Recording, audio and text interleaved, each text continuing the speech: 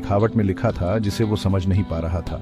उसमें बस लिखा था, शिव मंदिर में सच्चाई खोजो, सांप के पास चाबी है।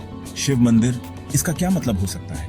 अर्जुन के सीने में बेचैनी की एक गांठ कस गई। भगवान शिव को समर्पित गांव का मंदिर प्राचीन और रहस्य में डूबा हुआ था।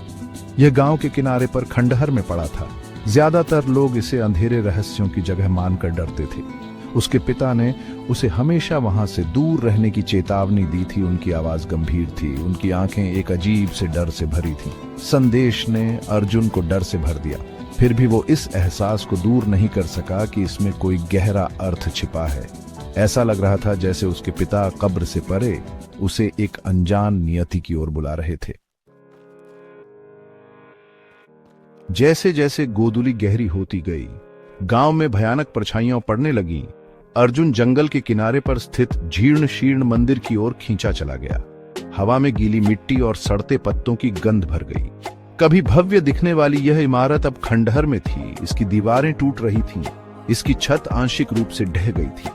जैसे ही अर्जुन टूटे हुए तोरण द्वार से अंदर गया, उसकी रीढ़ में सिहरन दौड़ गई। अंदर की हवा अगरबत्ती और किसी प्राचीन और बेचैन करने वाली चीज की गंध से भरी हुई थी। हर कोने से मकड़ी के जाले भयानक सजावट की तरह लटके हुए थे और जमीन पर धूल की मोटी परत जमी हुई थी। ऊपर छत में चमगादड़ों के सरसराहट के अलावा कोई आवाज नहीं थी। यह जगह ऐसा लगता है जीवित है फिर भी मृत है। मंदिर के बीच में भगवान शिव की एक विशाल मूर्ति थी। उनका चेहरा आधी परछाई में छिपा हुआ था। उनके गले में लिपटा सांप अर्जुन द्वारा जलाए गए तेल के दीपक की टिमटिमाती रोशनी में लहराता हुआ सा लग रहा था। उसने एक अजीब सी उपस्थिति महसूस की। हवा में एक ऐसा बोझ जिससे सांस लेना मुश्किल हो रहा था। जैसे ही उसकी आंखों को कम रोशनी की आदत हुई, उसने मंदिर के दूर छोर पर एक टिमटिमाती रोशनी देखी। इस समय यहाँ कौन हो सकता है? सावधानी से कदम बढ़ाते हुए वो आगे बढ़ा। उसका दिल जोर से धड़क रहा था। वहां एक पत्थर के चबूतरे पर एक बूढ़ा आदमी बैठा था। उसकी आंखें बंद थीं।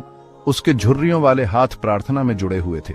उसने केसरिया वस्त्र पहने हुए थे। उसका चेहरा एक घनी सफेद दाढ़ी से ढका हुआ था। अर्जुन हिचकिचाया। उसे समझ नहीं आ रहा था कि कुछ बोले या नहीं। बूढ़ा आदमी उसकी उपस्थिति से बेखबर सा लग रहा था, अपनी ही दुनिया में खोया हुआ था। उसके धीमे लयबद्ध सांस लेने और उसके पास रखे छोटे से मिट्टी के दीपक की लपटों की छटकने की आवाज के अलावा कोई आवाज नहीं थी।